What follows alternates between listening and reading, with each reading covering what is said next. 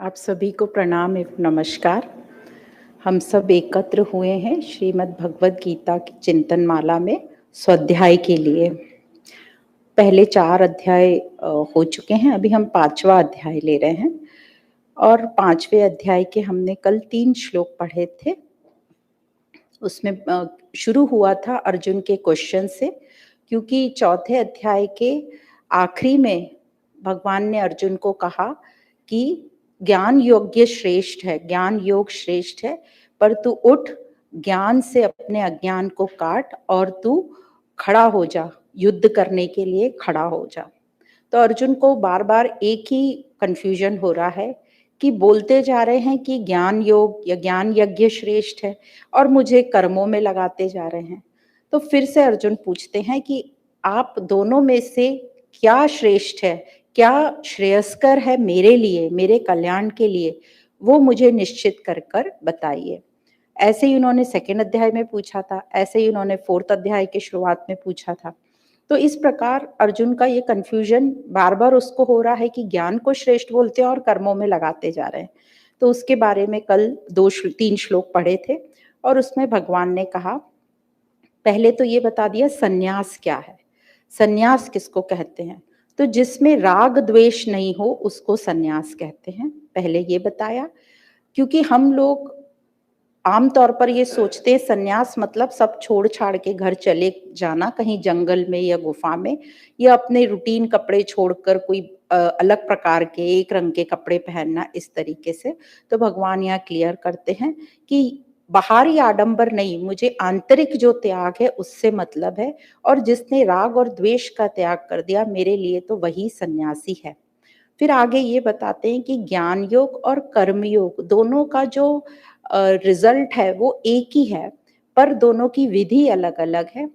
ज्ञान योग में थोड़ा सा कठिन पड़ता है तो वही श्रेष्ठ कर, बट थोड़ा कठिन पड़ता है आम लोगों के लिए। कुछ लोग कर पाते हैं, ऐसा नहीं है, क्योंकि ज्ञान योग या ज्ञान यज्ञ में बोल रहे हैं कि अहमता को छोड़ो, तू बस अहंकार छोड़ दे। अहमता छोड़ना बहुत डिफिकल्ट होता है हम लोगों के लिए, इसलिए भगवान कहते हैं कि इससे सरल उपाय है कि कर्म योग में लग जा। कर्म तो तू कर ही रहा है, आम आदमी हर कर्म कर, सभी लोग कर्म करते हैं। तो अब तू कर्मों को योग से कर, मतलब ज्ञान लेकर कर्म कर, ताकि वो होगा निस्वार्थ भाव से कर्म करना। तो उससे शुरुआत कर, वो आसानी से होगा, वो सुगम तरीका है, वो सरल तरीका है।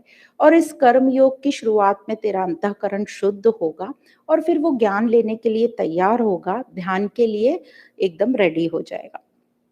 पर फल दोनों का सेम ही है, चाहे ज्ञान बोलो चाहे कर्मयोग बोलो। तो इस प्रकार भगवान ने कर्मयोग बताया, निष्कामता बताई। निष्कामता क्या है? कामना नहीं रखना है कर्म करते वक्त। और काम कौन सी कामना नहीं रखना है? ये छोटी मोटी सब कामनाएं नहीं रखना है, पर एक बड़ी कामना रखना है। और वो कामना क्या है? कि मुझे सत्य को प्राप्त करना है, मुझे कृष्ण तत्व तक पहुंचना है।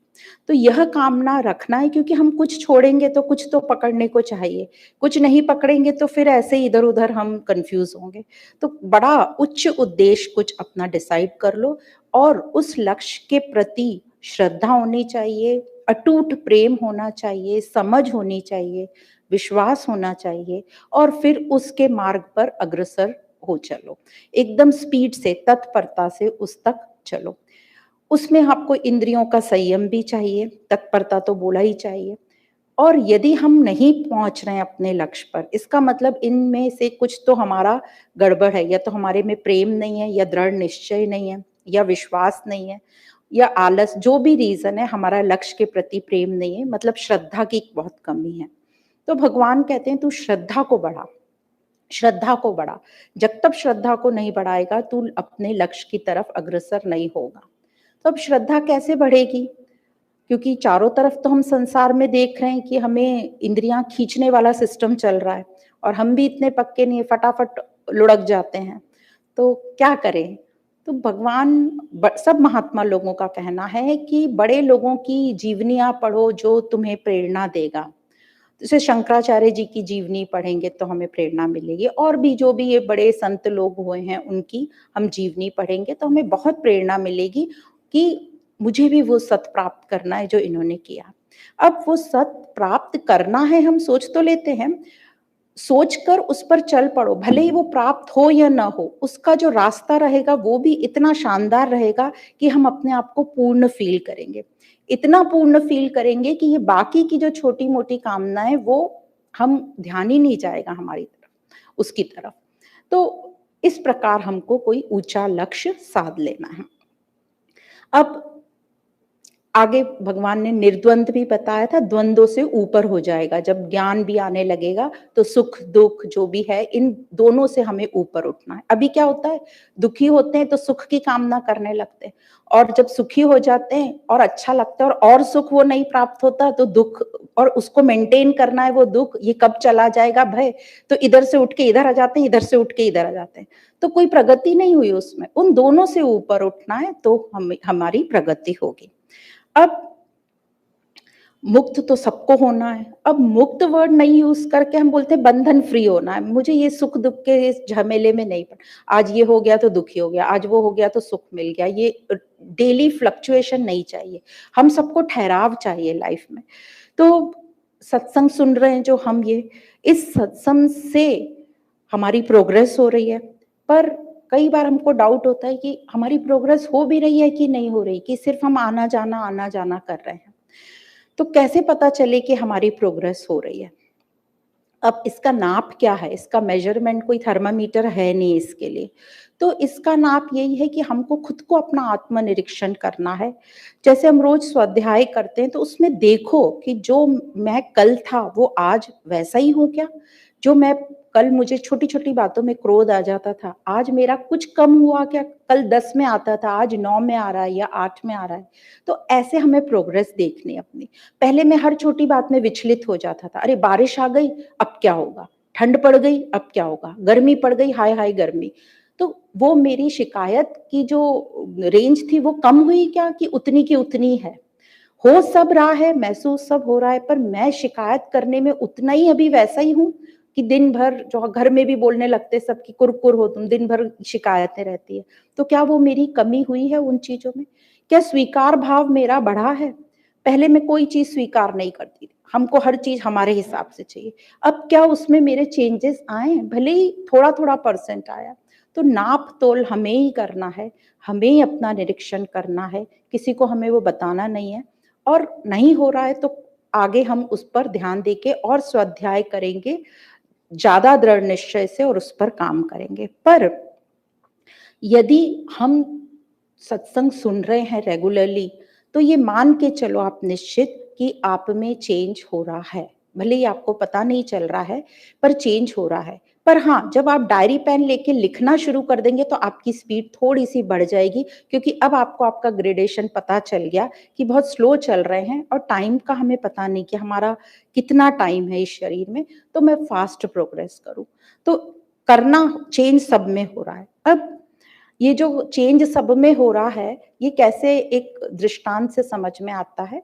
एक शिष्य गुरु थे, गुरु शिष्य थे। वो शिष्य जो था, वो बहुत सालों से अपने शिष्य के, गुरु के अंडर शिक्षा ले रहा था। पर उसको हमेशा एक ही शिकायत रहती थी कि मेरे में तो कोई चेंज हो नहीं रहा, मेरे में तो कोई चेंज हो नहीं रहा। वो हर बार गुरु से जाके एक ही क्वेश्चन पूछता था कि मेरे में तो कोई मुझे चेंज लग नहीं रहा है, क्या है ये ज्ञान, क्या है ये सत्संग, रोज़ आना-जाना चल रहा है। तो गुरु भी बहुत टाइम तक सुनते रहे, फिर गुरु ने सोचा अब इसको बता ही देना चाहिए कि चेंज हो रहा है या नहीं हो रहा। तो गुरु ने उसको एक बर्तन दिया जो बहुत ही गंदा सा था, काला सा हुआ था। उसको बोला जा इसमें पानी भर के लेके आ। तो वो बच्चा गया, शिष्य जो था, थोड़ी दूर पे नदी थी, पानी भर के लाया। और जब वो गुरु के पास पहुंचा और देखा, तो पानी नहीं था उसमें, क्योंकि उसमें छेद थे, तो पानी सब बह गया। तो गुरु ने कहा पानी है ही नहीं इसमें, तो बोला इसमें छेद है। तो गुरु बोला जो भी है ये है बर्तन, तू और स्पीड से जा। तो बहुत स्पीड से दौड़ता हुआ आया, फिर भी पानी नहीं था उसमें। तो गुरु बोला तू ये करता रहे 1 महीना। तो वो 1 महीना करता रहा, डेली वो लाता और स्पीड बढ़ाता गया, लाता गया, पर पानी तो इतना कुछ टिका नहीं उसमें। ऐसे करते-करते 6 महीने गुरु ने खींच लिया, साल भर खींच लिया। साल भर हो गया, फिर गुरु को लगा अब बहुत परीक्षा ले ली, तो गुरु ने कहा, "आ बेटा, बताओ तुम्हारा बर्तन।" तो बोलता है, "कुछ नहीं है इसमें।" तो बोलता है अच्छा कुछ नहीं है, देखो झाँक के। तो वो झाँक के देखता है तो वो जो बर्तन था चमकने लगता है। उसका जो गंदगी थी, मैल, कालापन था वो सब साफ हो गया। तो गुरु बोले देखो कितना ये चमक रहा है, इसमें कितना चेंज आ गया है। तो बोलता अच्छा, तो बोले ऐसे ही तुम्हारे में भी चेंज आ रहा है, तुम्हें दिखाई नहीं दे रहा, तुम बैठ के अपना देखो अपने आप में क्या चेंज आया है, बहुत चेंज आ गया है। और जो तुम डेली साल भर पानी ला रहे थे और जा रहे थे, तो वो पूरे पगडंडी पे छोटे छोटे फूल आ गए हैं। और वो पूरे पगडंडी के जो रास्ते में छोटे छोटे जीव जंतु थे, डॉगी के बच्चे थे, वो सब उससे पानी भी पी लेते थे। तो मतलब वो रास्ता भी बहुत सुंदर हो गया और तेरा बर्तन भी चमक गया। तो वो शिष्य को बहुत सुकून मिला कि मेरे में चेंज आ रहा है और उसका अभ्यास और तेजी से बढ़ गया। तो चेंज हम सब में आ रहा है, बस बैठ के अब हमें थोड़ी सी स्पीड बढ़ानी है, उसको थोड़ा और सिस्टमैटिक करके अपने ऊपर काम करना है। तो इस प्रकार सत्संग का असर जरूर होता है, इसलिए सत्संग जरूर अटेंड करना चाहिए और स्वाध्याय में लगे रहना चाहिए। अब आगे चलते हैं। आगे के श्लोक में भगवान ने ज्ञान योग और कर्म योग ये दोनों के कल्याण की ही बताई है। और ये श्लोक नंबर 4 इस प्रकार है।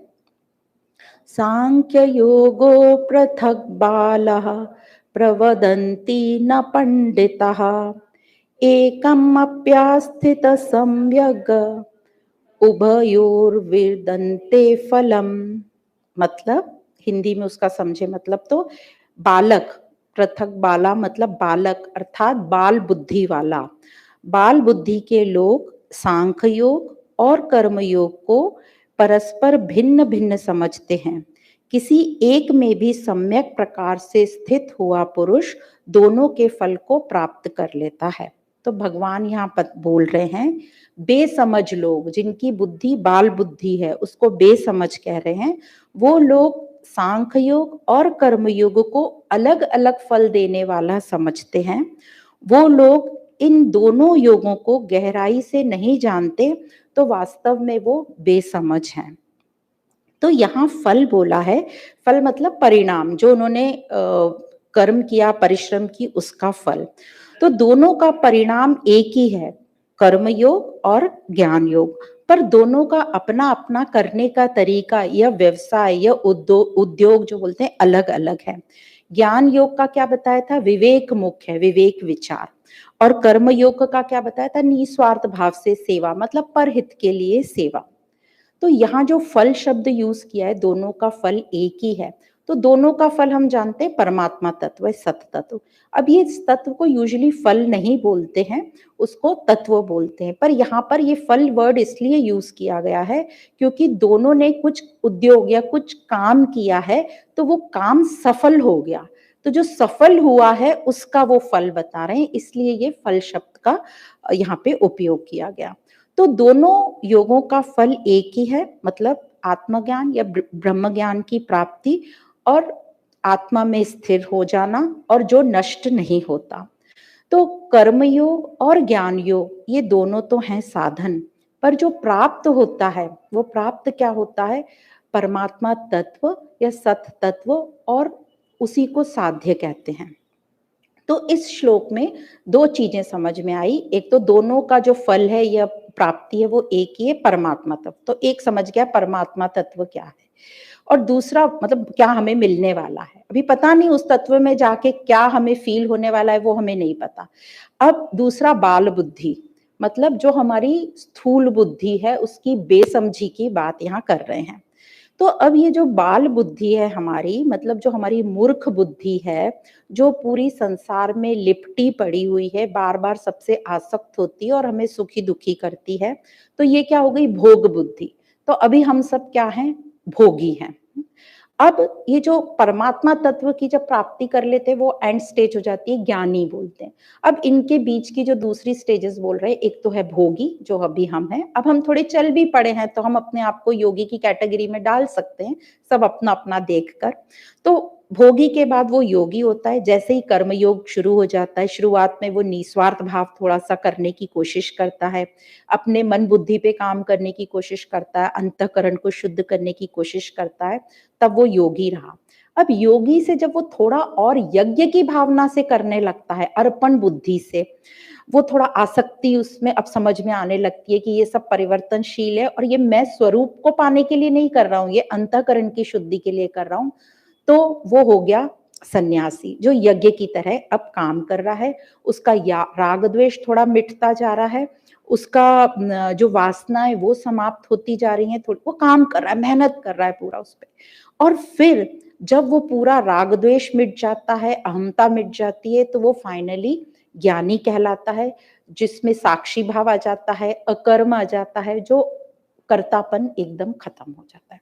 तो ये 4 स्टेजेस, भोगी से योगी, योगी से सन्यासी और सन्यासी से ज्ञानी।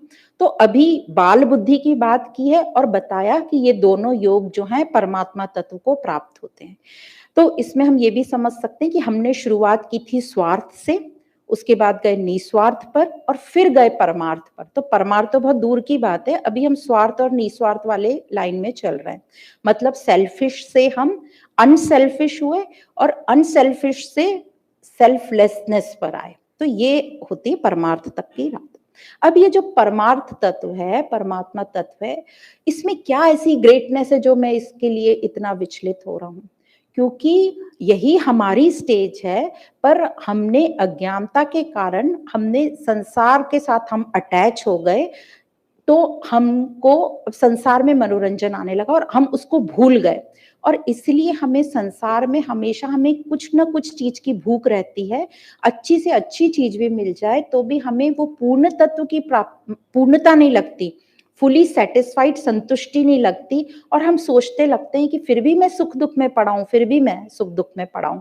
और जो पूर्णता को पूरा करने के लिए हम सांसारिक वस्तुओं को यूज कर रहे हैं, पर अब समझ जा रहा है कि ये पूर्णता इन चीजों से तो नहीं आएगी।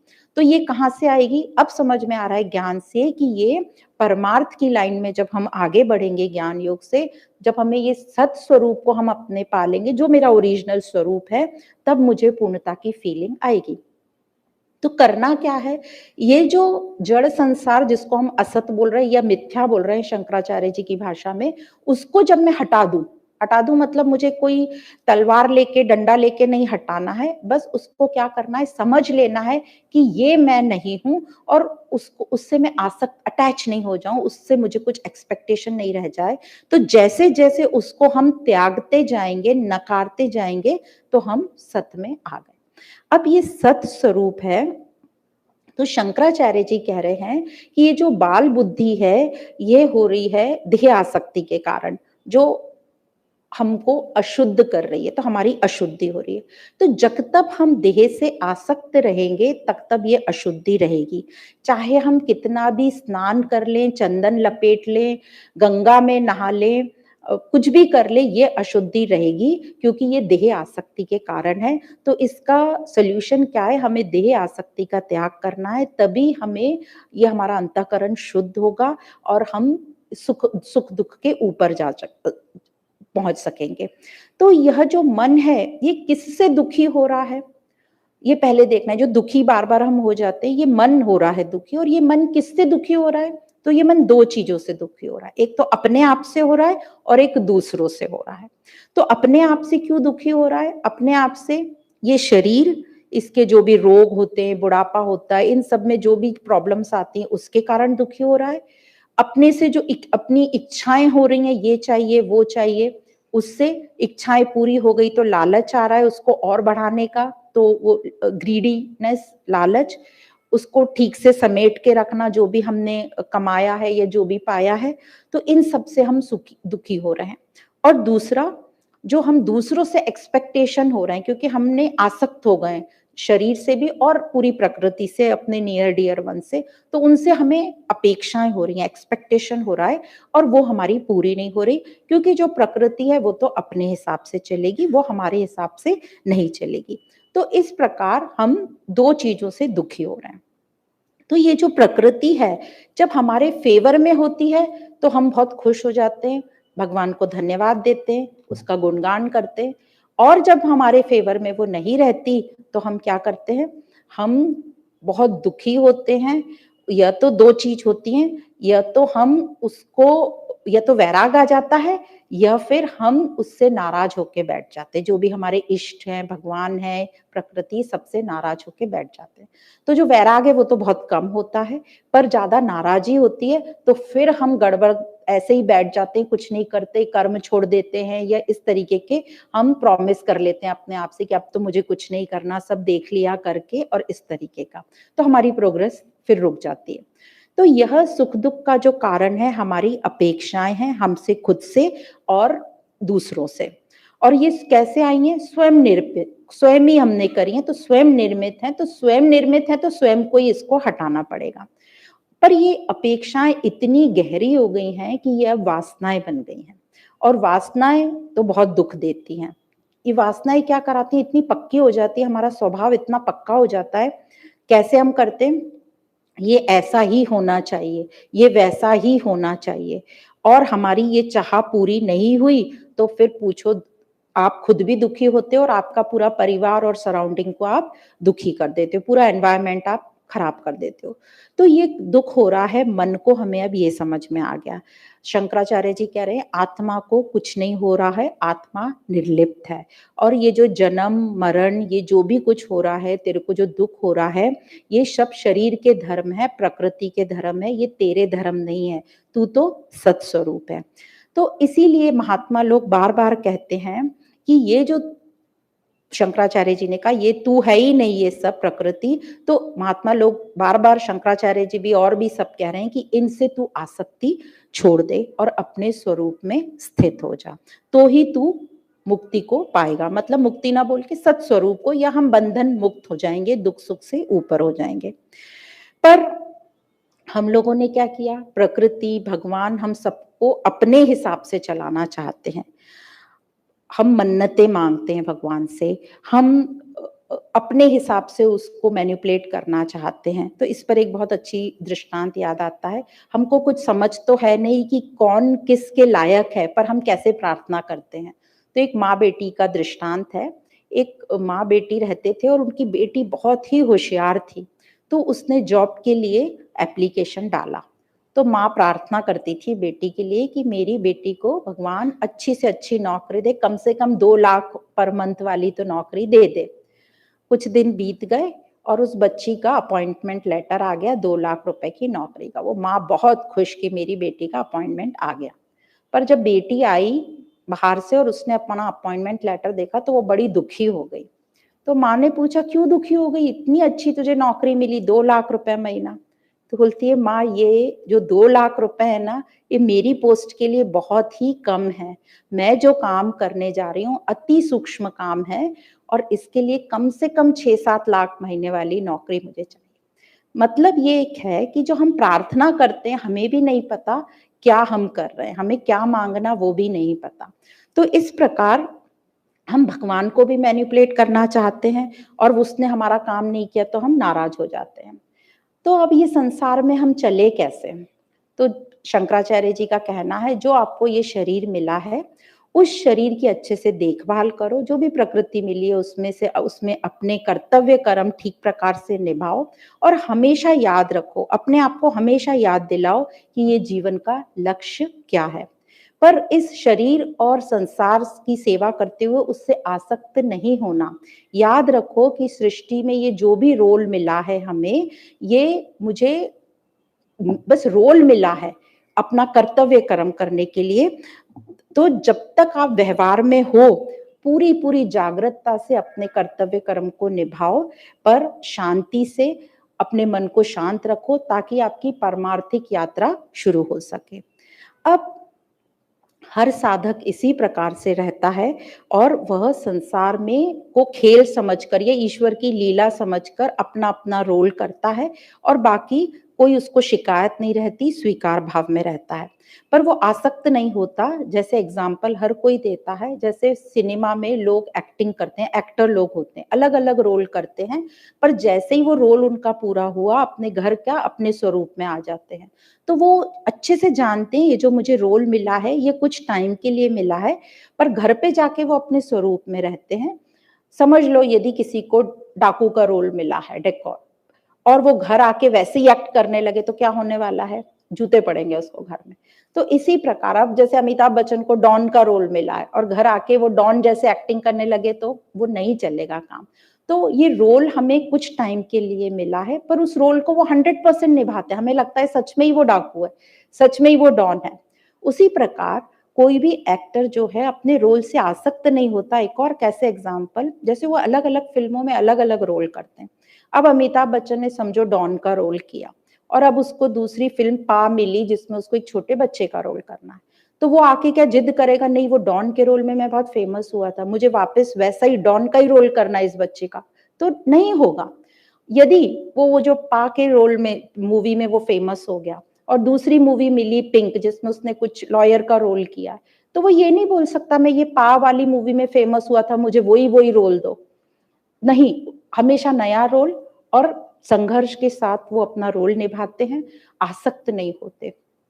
तो साधक भी उसी प्रकार अपना-अपना रोल करता है, आसक्त नहीं होता, पर वो रोल पूरा 100% करता है।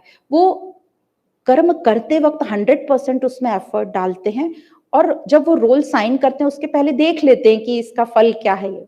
पर रोल करते टाइम पूरे टाइम फल की चिंता नहीं करते, उससे आसक्त नहीं होते।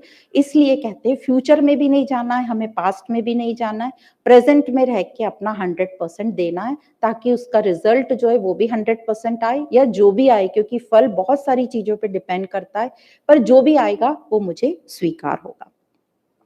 इसलिए कहते हैं शंकराचार्य जी कि विषयों को विष की तरह तू त्याग दे। कैसे विष विष थोड़ा-सा भी कोई बोले ये पानी में एक ही बूंद ज़हर है, तो हम पिएँगे क्या? नहीं पिएँगे। तो भगवान शंकराचार्य जी कह रहे हैं ये जो विषय है, संसार है, ये विष की तरह इनको तू त्याग दे। थोड़ा भी तू इससे अटैच मत हो। तो अब ये कैसे हम करेंगे? तो ये है शास्त्रों का श्रवण करके और कर्म योग, ज्ञान योग, भक्ति यही इनकी तरीके हैं इनको इन विषयों से दूर जाने की। और सभी महापुरुष ये कह रहे हैं और अपने अनुभव भी बता रहे हैं, तो हमें उनसे ही सीखना है। उनके जो महावाक्य हैं उनको पकड़ के चलना है और उनकी बात को, उनके अनुभवों को मानना है। तो जब अपन बोलते हैं मानना है तो लोगों का क्वेश्चन है क्यों मान ले हम उनकी बात? हम क्यों विश्वास कर ले? तो मत मानो उनकी बात। फिर दुखी रहेंगे सुख-दुख की, तो वो सुख-दुख में तो ज़्यादा दिन फिर नहीं रहेंगे, फिर थोड़े दिन बाद आ जाएँगे कि नहीं-नहीं हमें तो बहुत दुःख हो रहा है, कुछ रास्ता बताओ।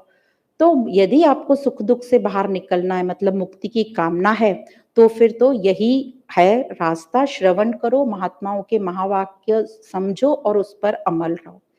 तो जब वो पूछते हैं क्यों मान ले, तो हम यही बोलते हैं कि भई जब तुम अड़ोस-पड़ोस वालों की सब बात मान लेते हो, तुम टीवी में न्यूज़ दिखाते हैं उसकी बात मान लेते हो, तुम गूगल की बात मान लेते हो, तो ये महात्माओं की बात क्यों नहीं मानते? इन शास्त्रों की बात क्यों नहीं मानते?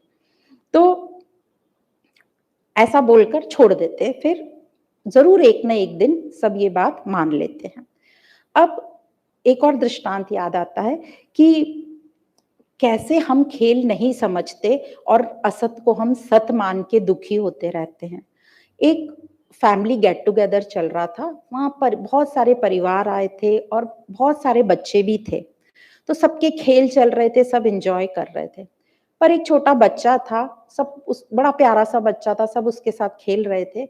तो उसमें से किसी एक ने उस बच्चे से खेलना, मज़ाक करना शुरू कर दिया कि ये तेरी मम्मी है ना, ये आज ना मेरे ही घर रहेगी, तेरे को अकेले घर जाना है। तो वो बच्चा ज़ोर-ज़ोर से रोने लगा कि नहीं-नहीं मुझे तो मम्मी चाहिए। फिर बोलने लगे अच्छा हम पापा को रख लेते हैं, तो वो और ज़ोर-ज़ोर से रोने लगा, नहीं-नहीं मुझे तो पापा चाहिए। तो बच्चा रो रहा था, पर माँ-बाप हँस रहे थे, सब हँस रहे थे। क्यों? क्योंकि उनको पता है ये सब खेल चल रहा है, पर बच्चे को सत लग रहा था, ये सत होने वाला है। तो वैसे ही हम भी क्या कर रहे हैं, ये पूरे खेल को इतना सत समझ लिया हमने और उसमें हम सुखी-दुखी हो रहे हैं। पर जो साधक लोग हैं, जो ज्ञानी लोग हैं, वो अच्छे से जानते हैं, वो हँस रहे हैं, शांति से बैठे हैं कि ये सब तो खेल चल रहा है। तो इस प्रकार यह जो अज्ञान है हमारा, उसको हमें समाप्त करना है और अज्ञान को कैसे समाप्त करा जाता है? ज्ञान से हमें असत समझ आ जाता है। तो चलो हम ज्ञान भी पा रहे हैं और संसार को अब हम थोड़ा-थोड़ा असत है करने लगे हैं, थोड़ा परिवर्तनशील समझने लगे हैं कि ये अनित्य है और सत्य कुछ और है, ये जो है सब परिवर्तनशील है, अनित्य है, पर फिर से बार-बार हम इसमें आ जाते हैं, इसको सत्य मानने लगते हैं। ये इतना सत्य लगता है हमको, लोग भी बोलते हैं ये इतना सत्य तो दिख रहा है, सब कुछ ऐसा लग रहा है रियल में हो रहा है। तो इसके लिए हमें कैसे समझना है, तो शंकराचार्य जी का हमें अद्वैत सिद्धांत ठीक प्रकार से समझना है। शंकराचार्य जी कहते हैं एक तो परम सत्य है और फिर एक है असत और एक है मिथ्या। तो जो असत है, जो है ही नहीं, तो उसका कोई एग्जाम्पल नहीं है। उसका एक ही एग्जाम्पल मिलता है, जैसे कोई बांझ स्त्री को बच्चा हो ही नहीं सकता, वो असत है, तो ये असत हट गया।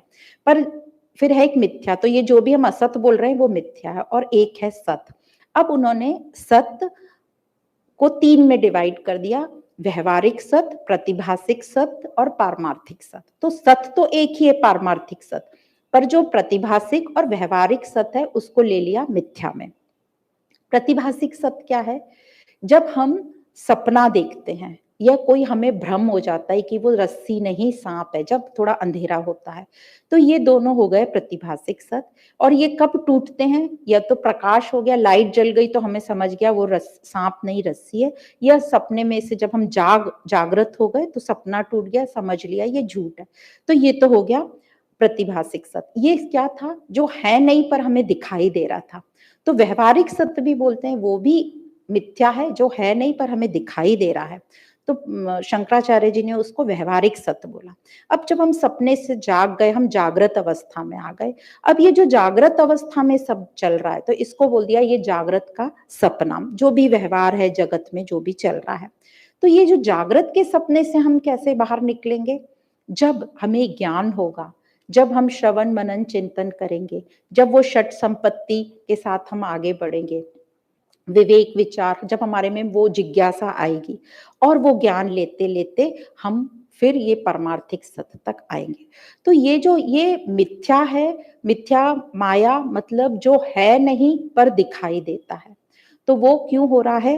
वो हो रहा है हमारे अज्ञान के कारण। अज्ञान और विक्षेप शक्ति, अज्ञान के कारण वो हमें जो है वो नहीं दिख रहा, पर वो नहीं दिख रहा, पर हम उस पर अब कुछ डालना चाहते हैं, उस पर अध्यारोपित करना चाह रहे हैं।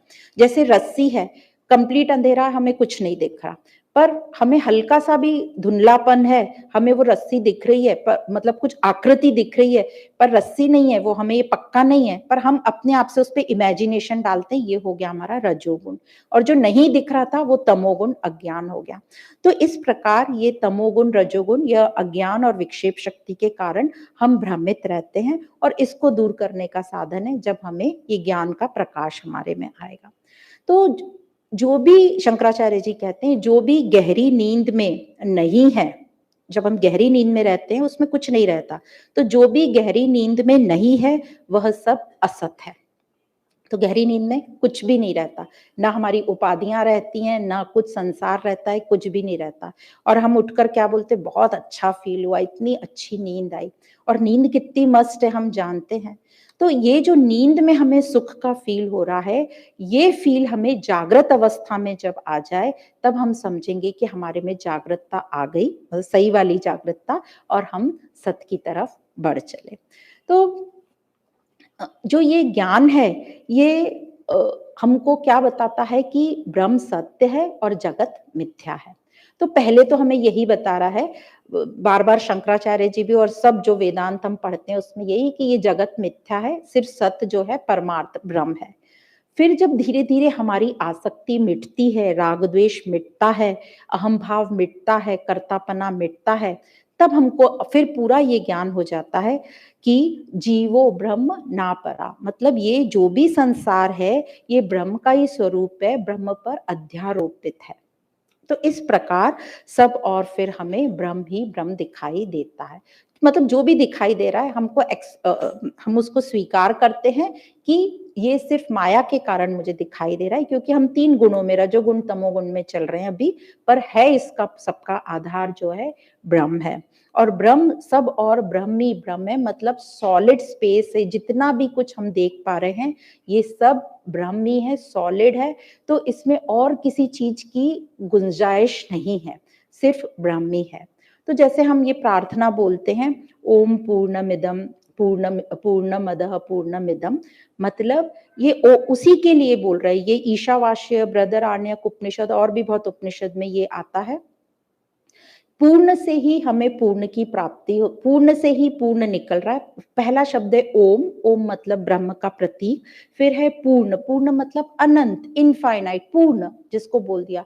अब वही परमात्मा या सत्स्वरूप, उसी को पूर्ण बोला है। अधः, अधः मतलब वह परम जो सत्य है वो पूर्ण है। फिर पूर्ण मिद, इद आया, मतलब यह जो जगत है यह भी पूर्ण है, क्योंकि वो पूर्ण से ही आया है तो वह भी पूर्ण है। फिर दूसरी लाइन आती है पूर्णात पूर्ण मुदच्यते, मतलब पूर्ण से ही पूर्ण निकल रहा है। फिर आ गई पूर्णस्य पूर्ण मादाय, मतलब पूर्ण से ही निकला और पूर्ण में ही वो वापस मिल गया। तो जब वो पूर्ण से निकला तो जो पूर्ण था वो भी पूर्ण रहेगा, क्योंकि इनफाइनाइट से आप कुछ भी निकाल लो अनंत से तो वो अनंत ही रहेगा, और जो निकलेगा वह भी अनंत रहेगा। तो और एंड में बोलते हैं पूर्ण मेवावशिष्यते, मतलब पूर्ण में ही समा जाता है और पूर्ण ही रहता है। जिस प्रकार जो हमारी पृथ्वी 5 तत्वों में समझा जाए तो जैसे आकाश है, आकाश में कुछ भी डालो कुछ भी निकालो कुछ फर्क नहीं पड़ रहा। ये समंदर है, उसमें से कुछ भी निकालो कुछ भी डालो कुछ फर्क नहीं पड़ रहा। तो ये ब्रह्म से हम सिर्फ एग्जाम्पल के लिए समझा रहे हैं, ब्रह्म तो इससे बहुत इनफाइनाइट है, विशाल है, उसके लिए तो कोई शब्द नहीं है, बट ये सिर्फ समझने के लिए बता रहे हैं। तो हम हैं अपूर्ण और हमें पूर्णता की ओर खिंचाव होगा, क्योंकि हम हैं तो पूर्ण ही, पर हम अज्ञानवश अपने आप को अपूर्ण समझने लगे थे, या अज्ञानवश वो पूर्णता हमें फील नहीं हो रही थी, क्योंकि हमने पूरी जड़ प्रकृति से साथ ले लिया था।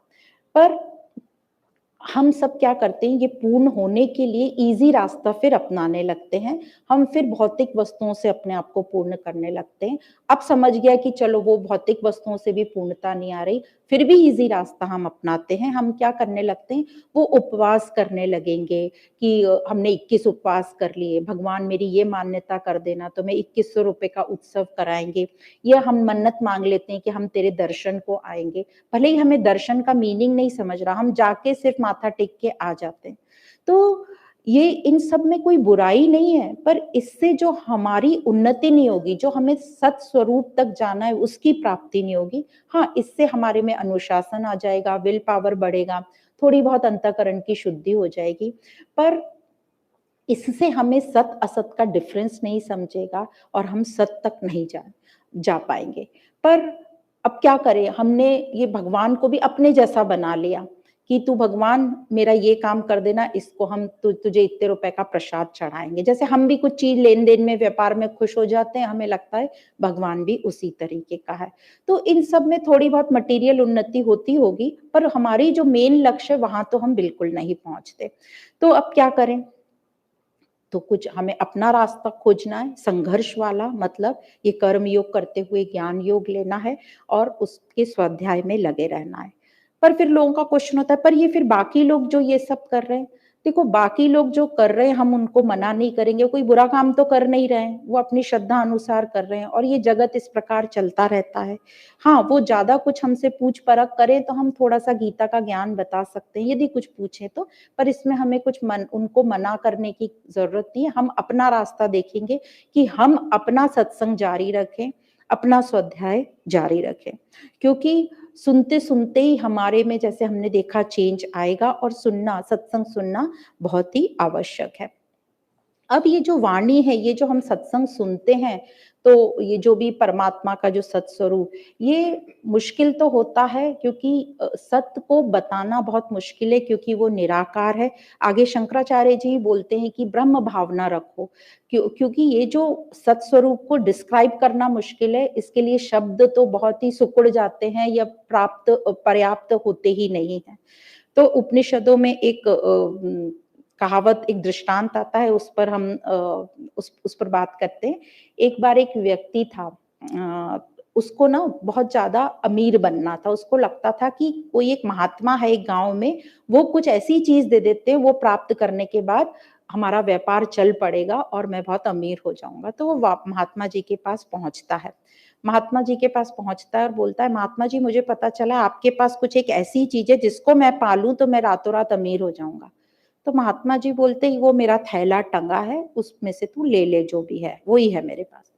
तो झोला टटोलता है, और झोला जब वो टटोलता है तो उसको कुछ खास मिलता नहीं, एक पत्थर मिलता है जो काफी चमकीला था, तो उसे लगा यही सबसे अच्छी चीज होगी। वो उठाता है, महाराज से पूछता है, तो महाराज बोलते हैं हाँ हाँ ले जाओ ये।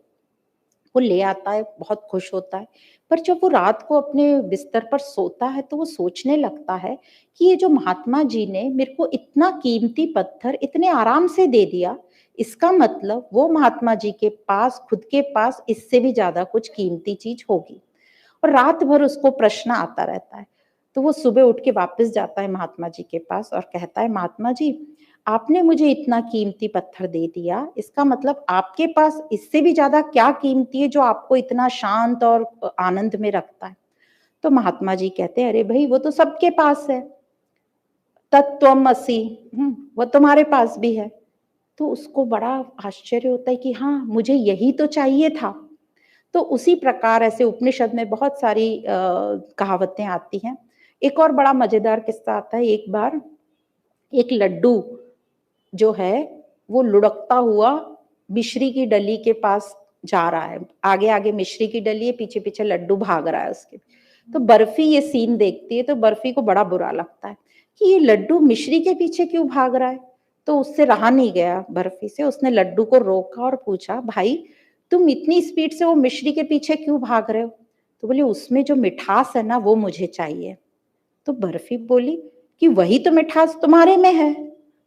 तो लड्डू रुक गया। तो बात यह है कि हम भाग रहे इधर उधर, पर वो चीज हमारे ही पास है। तो इसी प्रकार शंकराचार्य जी कहते हैं कि यह कीमती चीज हमारे पास है, सत तत्व। पर अब इसको हम समझे कैसे कि वो कीमती चीज हमारे पास है, उसकी याद कैसे रखें, क्योंकि संसार में तो इतना खिंचाव है। तो कहते हैं कि वो याद रखने के लिए तुम अपने आप में ब्रह्म भावना रखो। ब्रह्म भावना मतलब ताकि हमें वो सत्य की वैल्यू हो कि वो सत्य क्या है। तो ब्रह्म भावना में शंकराचार्य जी ने कुछ श्लोक बोले हैं जो कि हमें बताते हैं कि ये ब्रह्म क्या है, इसकी वैल्यू क्या है। और कहते हैं शंकराचार्य जी की याद रखो रोज कि मैं ब्रह्म स्वरूप हूँ और मुझे वहां तक पहुंचना है। तो वो कहीं बाहर नहीं है, मुझे ही उस स्वरूप को प्राप्त करना है। तो शंकराचार्य जी का उसमें जो पहला श्लोक है वो मैं बोलती हूँ। जाति नीति कुल गोत्र दूरगम, नाम रूप गुण दोष वर्जितम, देश काल विषयाति वर्ति यद, ब्रह्म तत्वमसि भावयात्मनि। तो इस प्रकार शंकराचार्य जी ने 10 श्लोक बोले और उन सब में शंकराचार्य जी ने एक्सप्लेन किया है कि ये जो ब्रह्म है वह इन सब से परे है। किन सब से? जाति नीति कुल गोत्र देश समय, इन सब से। उसका ये जाति नीति कलर से कोई लेना देना नहीं है। यह सब तो देह आसक्ति से जुड़े हैं, अहंकार से जुड़े हैं। तो तू याद रख कि सत्य क्या है, इन सब से परे है। इससे एक और बात याद आती है, आपने चक दे मूवी देखी होगी, उसमें जब सब टीम आती है तो वो जो कोच है वो पूछता है कि आप किसके लिए खेल रहे हो, आप किसके लिए। तो उसमें सब अपने अपने प्रदेश का नाम बोलते हैं, मैं यूपी से हूँ, मैं बिहार से हूँ, मैं यहाँ से, अम्मका डमक सब बोलते हैं। तो सबको रिजेक्ट कर देता है। उसमें से एक ही लड़की बोलती है, मैं भारत से। तो ऊंचा लक्ष्य रखो, अपना ऊंचा लक्ष्य रखो, ये बार बार बोल रहे हैं। ऊंचा लक्ष्य रखना है, हमें विशालता में आना है। तो याद रखो शंकराचार्य जी कह रहे हैं कि ब्रह्म तत्वमसि भावयात्मनि।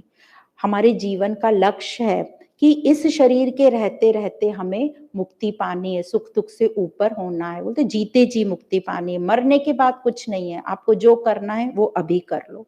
तो इसके द्वारा हमको पूर्णता की प्राप्ति होगी, हम अपने स्वरूप को प्रकट कर पाएंगे, ऐसे शंकराचार्य जी कह रहे हैं। पर अब क्वेश्चन आता है, हमें स्वरूप को क्यों प्रकट करना है, हमें पूर्णता को फिर से अपन करते हैं और फिर से क्वेश्चन करते हैं। तो सिंपल शब्दों में इसका यही आंसर है कि अपने को दुख से बाहर निकलना है, कि ये साइकिल में हमें सुख दुख वाले साइकिल में नहीं रहना है। तो अब समझ जाओ कि जगत तो ऐसे ही चलेगा। शंकराचार्य जी का कहना है जगत ऐसे ही चलेगा, सदियों से ऐसा ही चला आ रहा है। हाँ, थोड़ा हमारा लाइफस्टाइल, रहन सहन थोड़ा बदल गया है, पर सुख दुख सबके वही हैं और वैसे ही रहेंगे। पर अब ये ज्ञान से तुम सत असत को समझ लो कि सत्य क्या है, असत क्या है, और अपने लक्ष्य पर काम करो पूरी तीव्रता से। ब्रह्म तत्वमसि भावयात्मनि, ये याद रखो। तो ये जो बाहरी इंद्रियां हैं, इससे ये ब्रह्म, ये सत्य स्वरूप नहीं समझा जा सकता, शब्दों से नहीं समझा सकता, वाणी से भी ये नहीं समझा जा सकता, क्योंकि ये सब तो जड़ हैं। तो जैसे बोलते हैं ना, बैटरी, टॉर्च है और बैटरी है, तो टॉर्च कैसे चल रही है? बैटरी से चल रही है। क्या उसी टॉर्च की रोशनी से उसी की बैटरी को आप देख सकते हो? नहीं। तो ये जो सत परमात्मा तत्व, ये हमारी बैटरी है, तो और इंद्रियां ये टॉर्च है, तो उसी से हम अपने आप को नहीं देख सकते। तो यह जो किससे फिर देख सकते हैं? ज्ञान चक्षु से। ज्ञान चक्षु मतलब सबसे सूक्ष्म, हमारी सूक्ष्म से भी सूक्ष्म बुद्धि। अभी तो स्थूल है, उसको ज्ञान से हमें शार्प करना है, कुशाग्र करना है, ताकि हम वो सूक्ष्म का अनुभव कर सके। मतलब जब हमारी बुद्धि को भरपूर ज्ञान से उसकी घिसाई होगी, तो हमारी बुद्धि स्थिर होगी, और जब बुद्धि स्थिर होगी तो हमारी वासनाएं समाप्त होंगी, और वासनाएं समाप्त होंगी तो द्वंद्व समाप्त होगा, अहंकार समाप्त होगा। फिर शंकराचार्य जी कहते हैं यह जो ब्रह्म है ना, ये 6 उर्मियों से अछूता है। 6 उर्मियां क्या है? भूख, प्यास, शोक, मोह और जरा, मतलब बुढ़ापा और मृत्यु। ये 6 उर्मियों से अछूता है।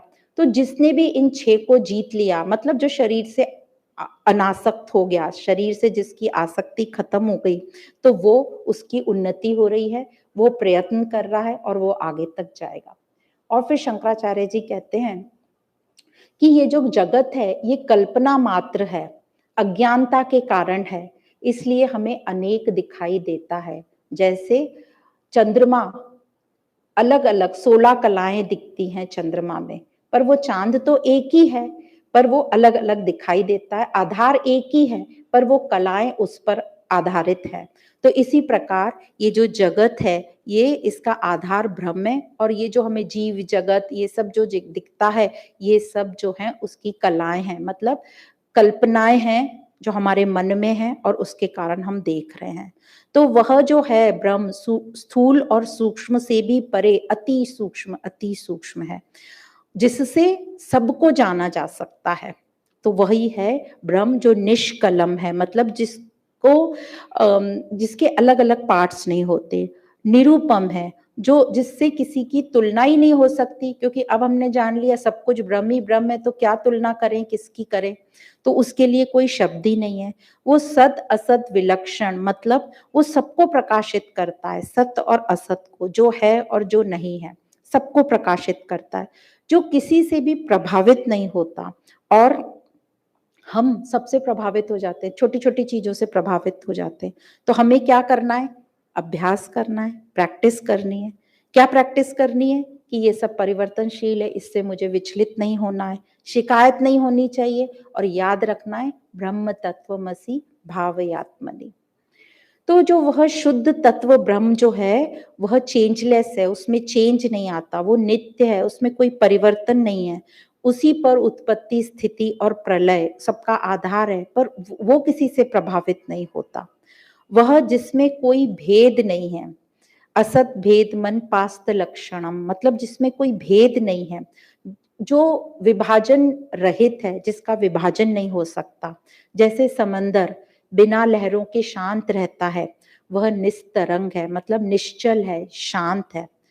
तो जो हम हैं, हम तो अशांत, हम तो छोटा सा कुछ हुआ, एक समुद्र में एक पानी पत्थर डालो लहरें आ जाती, वही हमारा हाल है।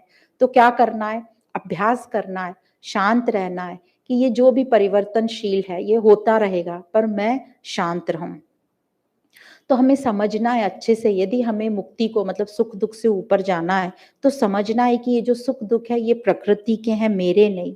ये सब तो होगा ही, पर मैं कौन हूं? फिर से बार बार अपने से पूछना, मैं कौन हूं? याद करो कि मैं नित्य हूं। कौन नित्य? जिसका मैं अपने आप का कभी ना होने का अनुभव कर पाती हूँ क्या? कभी नहीं। उस पर हमें विचार करना है कि ये क्या है जिसका मैं कभी ना होने का अनुभव नहीं कर सकती। तो ब्रह्म तत्वमसि भावयात्मनि अपने को बार बार याद दिलाना है। तो काम हमें इस मन बुद्धि से ही करना है। और फिर जब ये मन बुद्धि से पूरा हमारा काम हो जाएगा तो ये मन बुद्धि क्या हो जाएगी, इसको छोड़ना भी पड़ेगा, क्योंकि जब हम डेस्टिनेशन पे पहुंच जाते हैं तो उस गाड़ी को, ट्रेन को छोड़ देते हैं। तो क्या होगा इस मन बुद्धि का, ये उस सत तत्व में लीन हो जाएंगे, मतलब ये लय हो जाएंगे। तो इस प्रकार शंकराचार्य जी बार बार हमको समझाते हैं कि वह एक ही है, दूसरा नहीं। अद्वैत मतलब एक ही है भी नहीं बोलते, बस बोलते हैं दूसरा नहीं। और उसके वह सबका कारण है, पर वो कार्य और कारण से भी अलग है, दोनों से परे है। जैसे लहर कार्य है और कारण समंदर है, पर जल दोनों का बेस है। तो इस प्रकार हम बोलते भी हैं कि समंदर में पानी है, पर एक्चुअली तो पानी है तो समंदर है, तो पानी में समंदर है, एक्चुअली सही से ये बोला जाएगा। वैसे ही जगत में ब्रह्म नहीं, ब्रह्म में ये जगत है। तो इस प्रकार परमात्मा जो है शुद्ध है, नित्य शुद्ध है। और यह फिर अशुद्धता हमारे में कैसे आ गई, अज्ञानता के कारण। तो बार बार यही बता रहे हैं, ये जो परमात्मा अति शुद्ध है और वो माया, जो माया शक्ति बोलते हैं परमात्मा की, उससे भी वो परे है, उसका भी उस पर कोई प्रभाव नहीं होता। तो फिर हम क्या करें, हमें तो माया दिखती है, बहुत माया दिखती है अज्ञानता के कारण। तो भगवान बोल रहे हैं शंकराचार्य जी, तू एक काम कर, तू जो दिख रहा है उसको देख और बोल कि ये माया है, पर मैं जो हूं, मैं ये माया नहीं हूं, मैं देखने वाला हूं, मैं साक्षी हूं। पर मैं तो दुखी भी होता रहता हूं क्योंकि अज्ञानता है। तो बार बार शंकराचार्य जी बोल रहे हैं कि हाँ, याद रख कि तेरे को ये सब दिखेगा, ये अज्ञानता के कारण है, पर मैं सत्स्वरूप हूं, मैं देखने वाला हूं, ये परिवर्तनशील है। ये बार बार ध्यान करना, ब्रह्म तत्वमसि आत्मा। तो इस प्रकार से बार बार अपने आप को याद दिलाते जाओ। और भी शंकराचार्य जी बोलते हैं कि यह जो है परम तत्व, ब्रह्म तत्व, ये निर्विकल्प है, मतलब जो माया से भी प्रभावित नहीं होता, पर हम होते हैं, जैसे कि अभी बताया। वह इनफाइनाइट है, असीमित है, शर अक्षर से विलक्षण, मतलब दोनों को प्रकाशित करने वाला है। शर अक्षर मतलब, शर मतलब जड़ और अक्षर मतलब चेतन, दोनों को प्रभावित करने वाला है। नित्य है, सुखम है, मतलब वो सुख देने वाला नित्य है। मतलब आनंद जो हम बोलते हैं वो आनंद, सुख भी नहीं बोलकर यहाँ पे आनंद बोला है। तो निरंजन है, जिसमें कोई भी अशुद्धि नहीं है। पर हमको तो अभी सब में भिन्नता दिखाई दे रही है, भेद दिखाई दे रहा है, हम सबसे प्रभावित हो रहे हैं। तो ये तो सब होगा, ये मन सब कराएगा। पर बार बार अपने आप को याद दिलाओ, ब्रह्म तत्वमसि भावयात्मनि, मैं कौन हूँ, याद दिलाओ। ब्रह्म के अलावा कुछ नहीं है, वह सर्वोच्च है, श्रेष्ठ है, उसके परे कुछ नहीं है। वह प्रत्यग है, मतलब जो हमारे व्यक्तित्व की गहराई में हमारे पास के एकदम समीप है। तो हमारे समीप पूछते ना, वो ब्रह्म कहाँ है, तो हमारे एकदम समीप है। तो शिष्य पूछता है गुरु से, कितना समीप है, तो वो बोलता है वो दूर से दूर है और समीप से समीप है। दूर से दूर कितना, जहां हम देखते हैं कि धरती और आकाश मिल रहे हैं वहां है, और समीप से समीप कितना है, जैसे माटी से मटका, उतना ये समीप है। तो इस प्रकार बात आती है। अब यह जो सब हो रहा है, ये मन इंद्रियां हमको जो है माया में लिप्त कर रही हैं, तो काम हमको मन इंद्रियों पर ही करना है। पर ये जो मन इंद्रियों को प्रकाशित करने वाला ब्रह्म है, ये भी हम समझ रहे हैं। तो अपने आप को समझो कि ये क्या है, ब्रह्म जो है सत्य चित आनंद स्वरूप है। सत्य मतलब नित्य, जो हमारा एग्जिस्टेंस है उसको बोल रहे हैं। चित्त मतलब ज्ञान स्वरूप, और सुखम आनंद, ये अनंतम, तो ब्लिस आनंद स्वरूप है, अनंत है मतलब इनफाइनाइट है।